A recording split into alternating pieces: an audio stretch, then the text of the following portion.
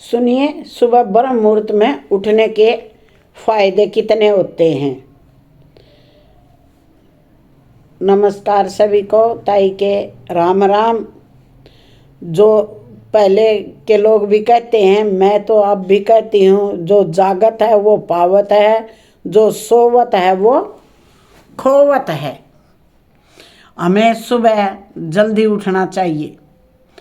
और सभी बच्चों को, माएँ अपने बच्चों को समय उठाती थी पहले हमारे को, किंतु हमारी नई पीढ़ी देर रात तक सोती रहती है। और देर रात तक सोने के का बड़ा फैशनेबल रिवाज जो चल रहा है। दरअसल हमारे परिवार के लोग सुबह जल्दी उठने को लेकर भी बातें बताते हैं। उनके पीछे को बहुत बड़ी आध्यात्मिक बातें छिपी हुई हैं। हमारी नानी दादी बताती थी, सुबह जल्दी जागने को विज्ञान भी कहता है। वही विज्ञान उन्हें पूर्वजों ने सिखाए थे और अब हम आप लोगों को सिखा रहे हैं। सुबह के समय का जो मुहूर्त होता है उसे ब्रह्म मुहूर्त के नाम से जाना जाता है। और इस समय हमारा दिमाग प्रकृति के वातावरण और जो सुबह ब्रह्म मुहूर्त में उठता है उस व्यक्ति के साथ सब कुछ बहुत ही सकारात्मक रूप से क्रियान्वित होता है। रोज रोज सुबह के समय पर जो भी प्रार्थना या ध्यान किया जाता है उससे सकारात्मकता, सफलता मिलती है। तो प्रिय मित्रों, कथा के रहस्य जिसमें सिर्फ ब्रह्म मुहूर्त के रहस्य के साथ अगर कोई ऐसी ध्यान की विधि बताई है जिसे अगर कोई 21 दिन अपनाता है तो वह अपने सपनों को साकार कर सकता है। उसे ब्रह्मांड की शक्तियों की विशेष मदद मिलती है। इसके साथ ही व्यक्ति स्थिर और बुद्धिमान बन जाता है। तो आइए एक कथा सुनाती हूँ। एक समय की बात है, देवर्षि नारद जब आकाश मार्ग से होते हुए जा रहे थे तभी रास्ते में उनको इंद्र देवता मिले। वे नारद जी से पूछने लगे, हे नारद, मैंने देखा कि प्रत्येक इंसान जो सुबह के समय ब्रह्म मुहूर्त में उठता है वह बहुत दुखी रहता है, नहीं सुखी रहता है। ऐसा क्यों? अब देवर्षि नारद को इस बात का ज्ञान नहीं था। उन्होंने इंद्रदेव से कहा, हे इंद्रदेव, मैं आपके प्रश्न का उत्तर कल दूंगा। और वहाँ से सीधे पहुँचे भगवान श्री कृष्ण की नगरी वृंदावन। वहाँ पहुँचकर उन्होंने देखा कि भगवान श्री कृष्ण एक पेड़ के पास खड़े होकर बांसुरी बजा रहे हैं। जैसे ही देवर्षि नारद ने भगवान श्री कृष्ण के पास पहुँचे तो भगवान श्री कृष्ण ने बांसुरी बजाना बंद कर दिया और नारद जी से बोले, हे देवर्षि नारद, आप बड़े चिंतित दिखाई दे रहे हो, आपको किस बात की चिंता है? तब देवर्षि नारद बोले, हे प्रभु, आज मैं आकाश मार्ग से होता हुआ वैकुंठ लोक की तरफ जा रहा था। तब रास्ते में मुझे देवराज इंद्र मिले। उन्होंने मुझसे पूछा कि हे देवर्षि नारद, जो लोग सुबह सुबह ब्रह्म मुहूर्त में उठते हैं वे सभी इतने खुश क्यों रहते हैं? हे प्रभु, मैं इस प्रश्न का उत्तर जानने के लिए आपके पास आया हूँ। तब श्री भगवान श्री कृष्ण कहते हैं, हे देवर्षि नारद, वाकई में इंद्र देव ने आपसे यह प्रश्न पूछकर समस्त मानव जाति का कल्याण किया है। कलयुग के मानव के लिए यह प्रश्न इतना महत्वपूर्ण है कि जैसे शरीर में बसी हुई उसकी जान। हे महर्षि नारद, मैं आपको इस प्रश्न का उत्तर एक कथा के माध्यम से बताऊंगा। श्री कृष्ण भगवान ने कहा, आप इस कथा को अंत तक जरूर सुनना। वह कभी भी इस अवसर को अपने हाथ से जाने नहीं देगा जो इस कथा को सुनेगा और ब्रह्म मुहूर्त में उठेगा। उसका ब्रह्म मुहूर्त का रहस्य जानकर पूर्ण जीवन ही बदल जाएगा। तब देवर्षि नारद बोले, हे प्रभु, आप कथा तो सुनाए सही, इस कथा को मैं पूरा सुनूंगा और समस्त लोक जगत में भी विख्यात करूंगा। तब भगवान श्री कृष्ण कथा सुनाना प्रारंभ करते हैं नारद जी को, देवर्षि नारद को। एक समय की बात है, एक नगर में एक लड़का रहता था। वह लड़का अच्छा था लेकिन उसकी एक खराब आदत थी। वह देर तक सोता रहता था। सुबह उसे जगाने के लिए लाखों प्रयास किए जाते थे, तब भी वह नहीं उठता था। तब परिवार के लोगों ने सोचा कि जब यह बड़ा हो जाएगा तो इसकी आदत में सुधार हो जाएगा। किंतु लड़का जैसे जैसे बड़ा होता गया उसकी आदत ज़्यादा गहरी होती चली गई, बिगड़ती चली गई। दुनिया इधर से उधर हो सकती थी लेकिन उसका लड़का कभी जल्दी नहीं उठ पाता था। उसके पिता उसकी इस आदत से बहुत ज़्यादा परेशान थे। उस लड़के को ढेरों नकारात्मक शक्तियों ने घेर लिया। दिन भर उदास रहता, इसका असर स्वास्थ्य पर भी पड़ने लगा। जब उस लड़के को यह पता लगा कि उसके सारे मित्र सफलता को प्राप्त कर चुके हैं तब वह ज़्यादा दुखी हो गया और ईश्वर को कोसने लगा। वह बार बार कहता कि मेरी किस्मत खराब है, किंतु उसके पिता अच्छी तरह से जानते थे कि उसके लड़के के असफल होने के पीछे का कारण मित्रों श्री भगवान कृष्ण भगवान कहते हैं, देवर्षि नारद उसके पिता को किसी सन्यासी के बारे में पता चला तो वे तुरंत अपने बेटे की समस्या लेकर सन्यासी को बड़े के पास पहुँचे। पिता ने सन्यासी को बड़े ही विस्तार से अपने बेटे की आदतों के बारे में बताया। सन्यासी ने कहा कि कल आप अपने बेटे को इस आश्रम में लेकर आना। तो इस आश्रम में अपने बेटे को आश्रम में आने के लिए कहिए और पिता आश्रम की ओर चला। उन्हें पता था कि अगर वो सीधे तरीके से बेटे को सन्यासी के मिलने के लिए कहेगा तो वह कभी भी तैयार नहीं होगा।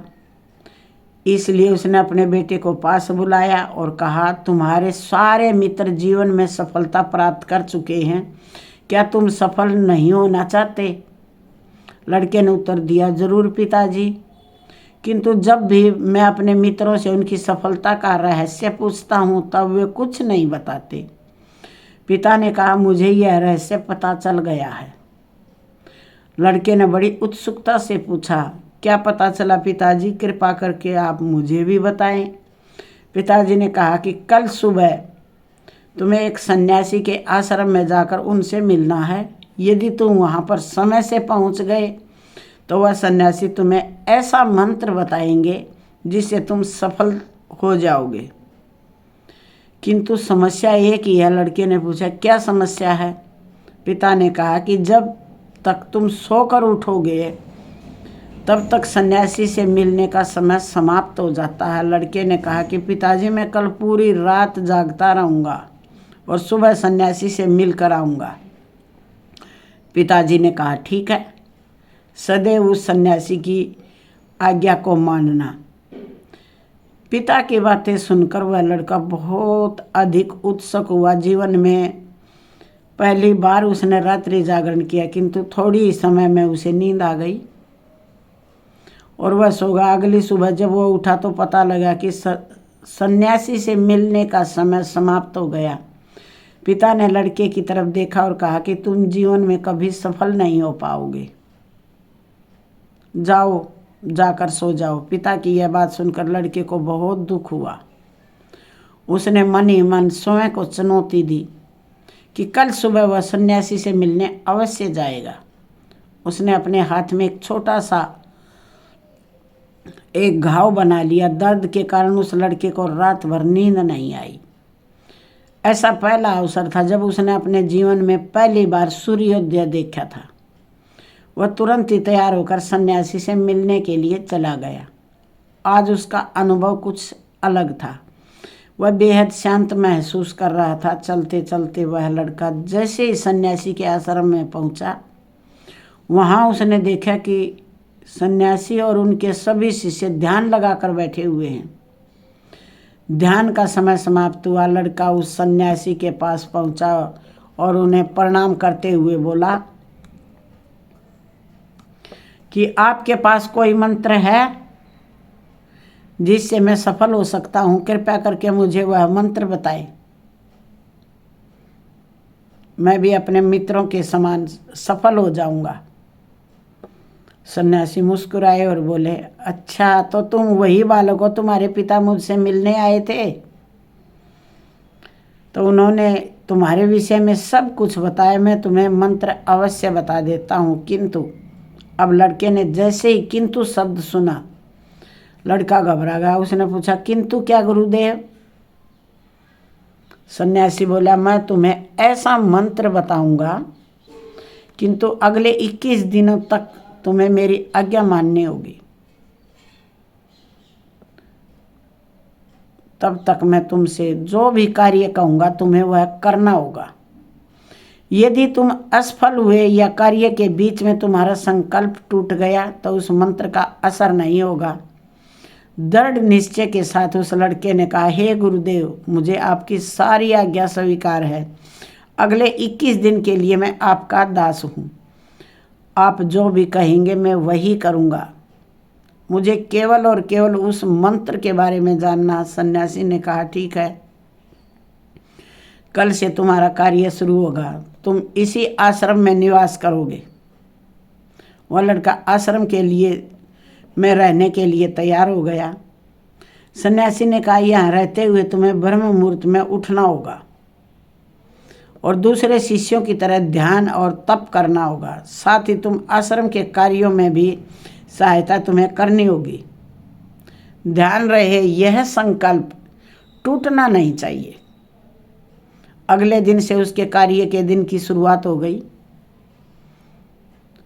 इस बार लड़के ने इतना दृढ़ निश्चय किया, किंतु 1 सप्ताह बीतने के पश्चात उसका संकल्प टूट गया और 8वें दिन देर तक सोता रहा। 8वें दिन देर तक सोता रहा, तब उसका संकल्प टूट गया और 8वें दिन के बाद जब वह जागा तो उसने कहा, मुझसे कितनी बड़ी भूल हो गई है। वह रोते हुए सन्यासी के पास पहुंचा और बोला, गुरुदेव जी, मेरा संकल्प टूट गया। अब मैं अपने जीवन में कभी भी सफल नहीं हो पाऊंगा, कभी भी सफल नहीं हो पाऊंगा। तब सन्यासी ने उसे समझाते हुए कहा, एक बार फिर से शुरुआत करो, फिर से संकल्प करो। लड़के ने सन्यासी से प्रश्न किया कि सुबह उठना इतना आवश्यक क्यों होता है? यहाँ पर सभी लोग इतने जल्दी क्यों उठ जाते हैं? तब सन्यासी ने लड़के को समझाते हुए कहा, यानी ब्रह्म मुहूर्त में उठने के पीछे बहुत बड़ा विज्ञान छुपा हुआ है। लड़के ने कहा, कृपया करके मुझे यह विज्ञान बताने की कृपया करें। सन्यासी ने कहा कि रात्रि को 4 पहर में बांटा गया है। पहला रुद्रकाल, जिसका समय 6 बजे से 9 बजे तक होता है। दूसरा राक्षस काल, जिसका समय 9 बजे से 12 बजे तक का होता है। तीसरा गंधर्व काल, जिसका समय रात्रि 12 बजे से 3 बजे तक होता है। और सबसे अंत में जो पहर आता है उसे मनोहर काल कहते हैं। इस समय को ब्रह्म मुहूर्त या अमृत वेला के नाम से भी जाना जाता है। इसका समय 3 बजे से सुबह 6 बजे तक होता है, जिसमें 3:30 से 5:30 तक बहुत ही महत्वपूर्ण समय होता है। यह वह समय होता है जब पूरे संसार की नकारात्मक शक्तियाँ निष्क्रिय अवस्था में होती हैं और सकारात्मक शक्तियाँ सक्रिय होती हैं। ब्रह्म और देव मुहूर्त, अर्थात ब्रह्म मुहूर्त का अर्थ है देवों का समय होता है। सन्यासी आगे कहता है, इस समय सभी देव धरती पर विचरण कर रहे होते हैं और जागृत मनुष्य पर उनका बड़ा ही सकारात्मक प्रभाव पड़ता है। ब्रह्म मुहूर्त ऐसा समय होता है जिसमें मनुष्य का मस्तिष्क बिल्कुल खाली होता है। इसमें किसी प्रकार की कोई इसमें विचार नहीं करते और जब समय व्यक्ति अपनी पुस्तक खोलकर पाठ का अध्ययन करता है तो उसे सब कुछ जल्दी से याद हो जाता है और यह लंबे समय तक याद रहता है। ब्रह्म मुहूर्त ऐसे समय में करना चाहिए। संसार में बहुत सी ज्ञानी लोग ब्रह्म मुहूर्त में ही उठ जाते हैं। प्राचीन काल में रोशनी का कोई स्रोत न था होने के कारण लोग अपने दिन का समापन सूर्यास्त के साथ और आरंभ सूर्योदय के साथ करते थे। यह एक तरीका जिससे मानव जीवन प्रकृति के साथ तालमेल बनाकर चलता है। उस लड़के ने कहा, ठीक है गुरुदेव, मैं कल से अपना संकल्प शुरू करता हूँ, किंतु ब्रह्म मुहूर्त में उठकर मुझे क्या क्या करना होगा। तब सन्यासी ने कहा, मैं तुम्हें बताता हूँ ब्रह्म मुहूर्त में क्या और कैसे करना चाहिए। सबसे पहले उठकर धरती पर पांव रखने से पहले धरती माता को प्रणाम करना चाहिए।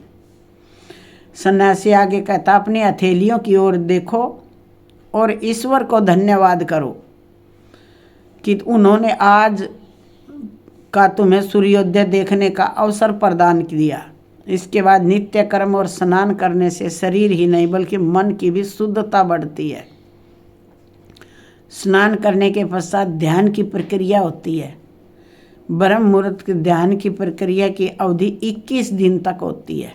इस अवधि विधि का उपयोग तब किया जाता है जब आप अपनी कोई नई मनोकामना की पूर्ति चाहते हो। यह ऐसा समय है जब व्यक्ति अपनी आज्ञा चक्र को सक्रिय करने पर काम करते हैं। सन्यासी आगे कहते हैं, आज्ञा चक्र दोनों भवों के बीच होता है। यह संकल्प का स्थान भी कहा जाता है।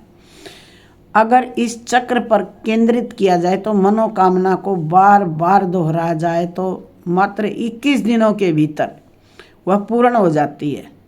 अगर आपके मन में कोई अधूरी मनोकामना है और आप उसे पूरी करना चाहते तो सबसे पहले उस मनोकामना का स्पष्टीकरण कर लें, आपको क्या चाहिए।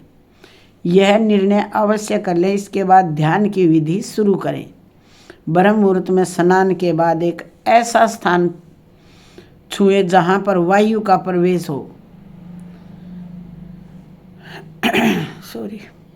ध्यान में शुद्ध वायु का होना आवश्यक होता है। ज्ञान की मुद्रा में रीढ़ की हड्डी सीधी होनी चाहिए, साथ ही गर्दन भी सीधी होनी चाहिए। सुखासन की अवस्था में दोनों हाथों को घुटनों पर रखकर आंखें बंद करके बैठ जाए। अपनी मुट्ठी को बंद कर लें और 2-3 मिनट तक बिल्कुल शांत हो जाए। जब आपका शरीर स्थिर हो जाए और श्वास भी शांत हो जाए तब उसके बाद आप अपना सारा ध्यान आज्ञा चक्र पर लगाएं।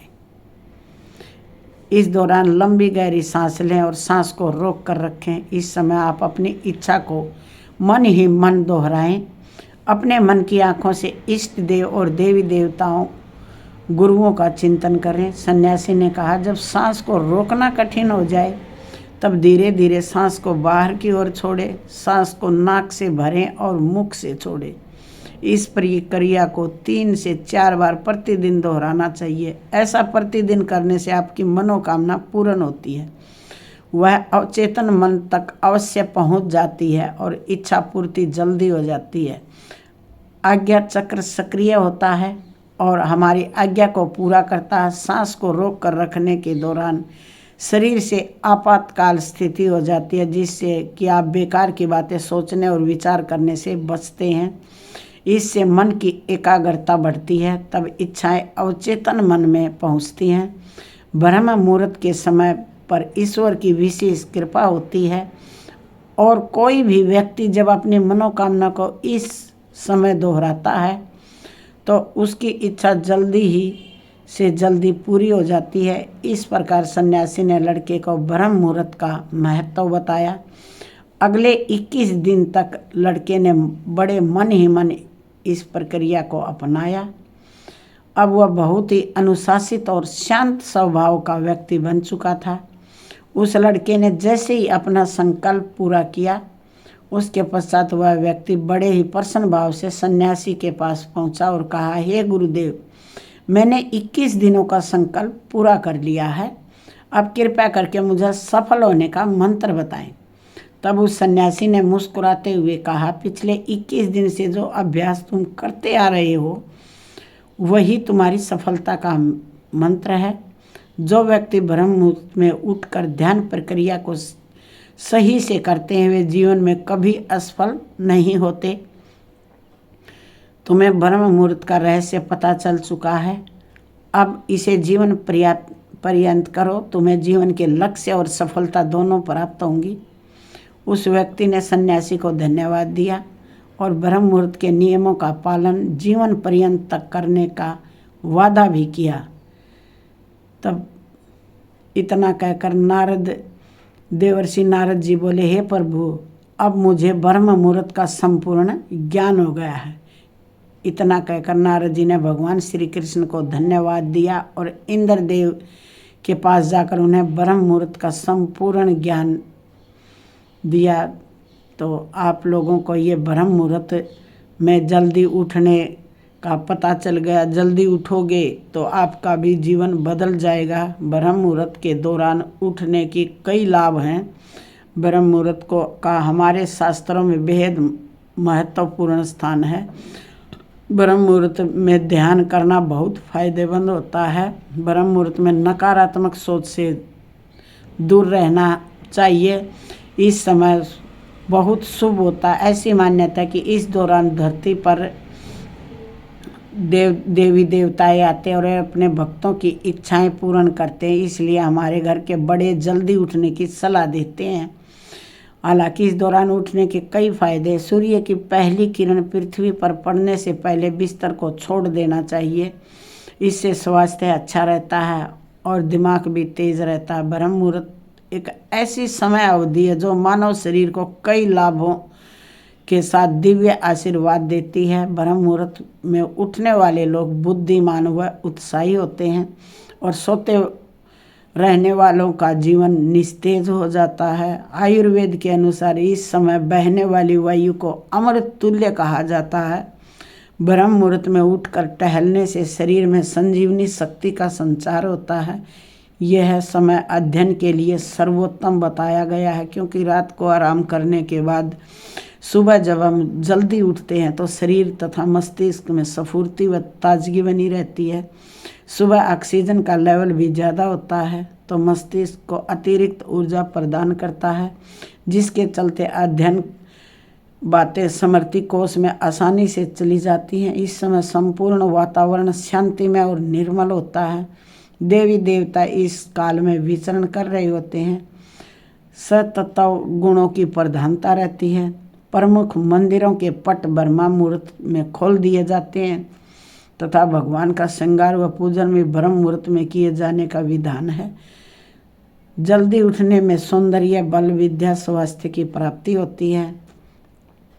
यह समय ग्रंथ रचना के लिए उत्तम माना गया है। वाल्मीकि रामायण के मुताबिक सीता माता को ढूंढते हुए श्री हनुमान ब्रह्म मुहूर्त में ही अशोक वाटिका पहुँचे, जहाँ उन्होंने वेद व यज्ञ के ज्ञाताओं के मंत्र उच्चारण की आवाज़ सुनी।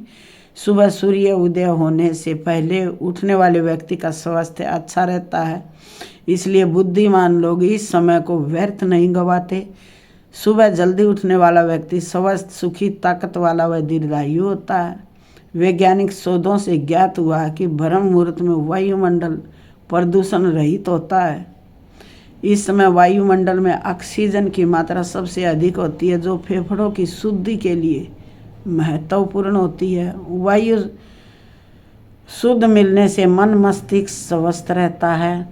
तो आपको ये ब्रह्म मुहूर्त की सब बातें कैसी लगी? इन्हें अपनाएं, जल्दी उठें, अपना तन मन स्वस्थ करें और धन की भी प्राप्ति होगी। सुप्रभात।